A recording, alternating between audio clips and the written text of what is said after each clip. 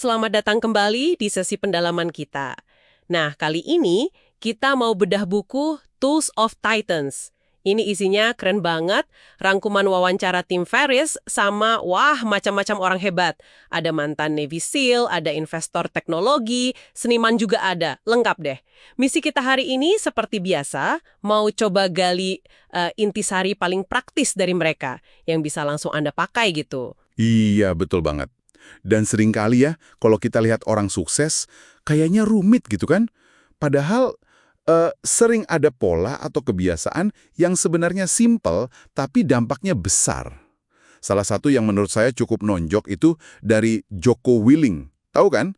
Mantan komandan Navy SEAL itu.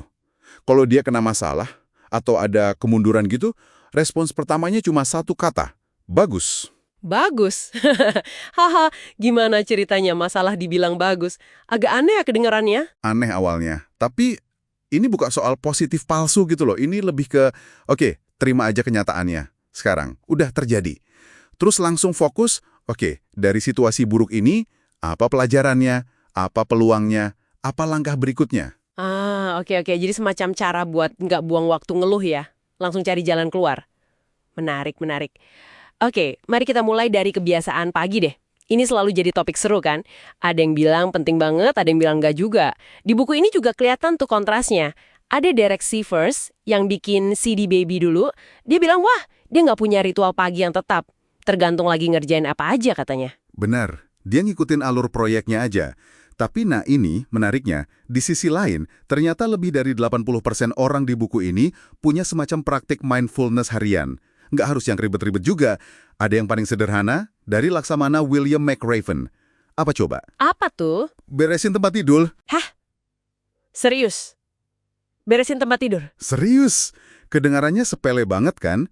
Tapi, kata Laksamana McRaven, itu tuh menyelesaikan tugas pertama di pagi hari. Itu ngasih sedikit rasa, bangga gitu. Terus jadi momentum buat mulai hari. Masuk akal juga sih. Kayak satu hal udah beres.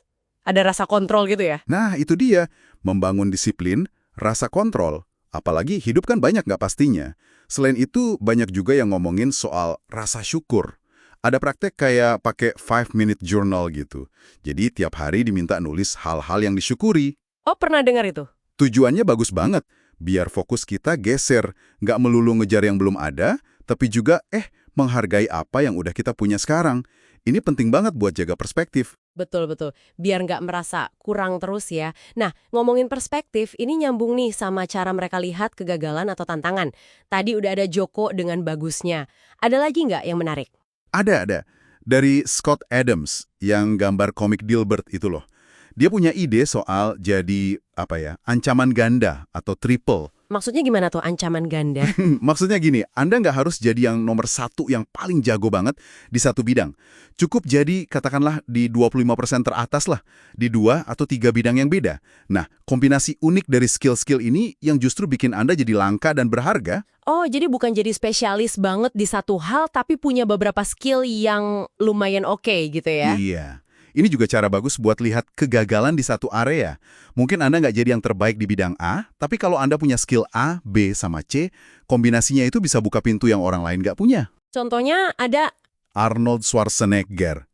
Banyak yang nggak tahu, dia itu udah jadi jutawan dari bisnis properti, real estate gitu, sebelum karir filmnya meledak loh. Wah, baru tahu saya. Jadi, jalurnya nggak lurus-lurus aja ya? Nggak harus. Itu dia poinnya. Ini bikin saya kepikiran tantangan lain sih. Rasa overwhelmed. Tahu kan, kayak kewalahan gitu sama banyaknya pilihan, tuntutan. Gimana para titan ini jaga fokus? Nah, ini penting. Salah satu kuncinya itu otentisitas, sama berani bilang tidak.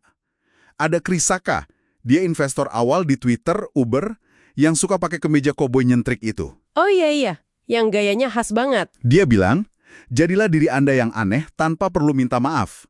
Maksudnya, jangan takut jadi diri sendiri. Terlalu banyak bilang iya ke semua tawaran yang kelihatannya keren, itu malah bisa bikin Anda tenggelam. Bener juga ya.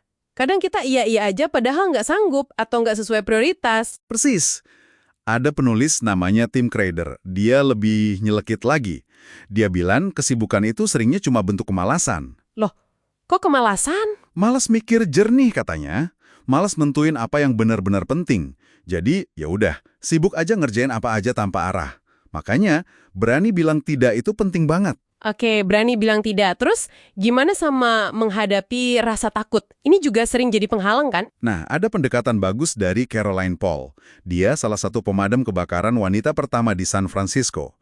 Keren banget. Dia saranin buat mempartisi rasa takut kayak balok bata. Jadi, dilihat secara objektif gitu. Dipecah-pecah jadi bagian kecil. Kayak dibedah gitu ya takutnya. Mirip sama latihan fear setting-nya tim Ferris sendiri dong. Mirip banget. Latihan fear setting itu kan ngajak kita mendefinisikan skenario terburuk secara detail. Apa sih kemungkinan paling jeleknya? Terus, gimana cara mencegahnya? Kalaupun kejadian, gimana cara memperbaikinya? Seringnya nih, kalau ketakutan itu udah kita urai, kita bikin konkret, jadi nggak segede itu lagi rasanya. Nggak jadi monster abstrak yang nakutin. Jadi lebih bisa dikelola ya? Betul. Dan kalau Anda butuh inspirasi yang, ekstrim gitu ya, buat melawan alasan, nggak mungkin. Coba deh ingat kisahnya B.J. Miller. Oh, B.J. Miller, iya kisahnya luar biasa itu. Beliau kan dokter paliatif ya, dokter yang bantu pasien penyakit serius. Dia kehilangan 3 anggota tubuhnya, tangan sama kaki, gara-gara kesetrum listrik pas kuliah. Nggak kebayang sih. Tapi dia nggak nyerah. Dia belajar hidup lagi, bahkan belajar naik motor yang dimodifikasi khusus buat dia. Gila nggak? Luar biasa. Itu bener-bener bikin kita mikir ulang soal masalah kita sehari-hari ya. Banget. Kisah-kisah kayak gini nunjukin kekuatan buat ngubah pola pikir dan, yang penting, ambil tindakan nyata, sekecil apapun itu. Iya, fokus sama apa yang bisa kita kontrol aja ya. Terima yang nggak bisa, terus maju terus. Tepat. Ini bukan soal punya kekuatan super atau gimana, tapi lebih ke membangun sistem, kebiasaan, sama pola pikir yang bikin kita kuat dan bisa tumbuh. Ngubah cara lihat kesulitan. Oke, jadi kalau kita coba tarik benang merah dari semua ini ya, dari Joko, Scott Adams, B.J. Miller, semuanya, mungkin kutipan dari Naval Ravikant ini pas banget buat jadi semacam rangkuman atau penutup. Naval ini investor sama pemikir juga. Dia bilang gini, tidak ada orang dewasa. Semua orang hanya improvisasi seiring berjalannya waktu. Cari tahu sendiri dan lakukan. Wah, dalam tuh. Bener juga ya, kita semua kayak lagi nyari jalan aja gitu. Dan ini mungkin bisa jadi pertanyaan refleksi yang bagus buat Anda yang lagi dengerin nih.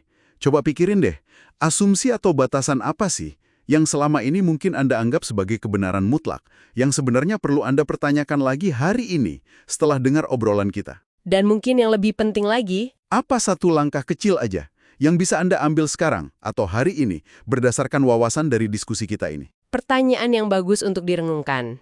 Semoga sesi kita kali ini bermanfaat ya. Sampai jumpa di sesi pendalaman berikutnya.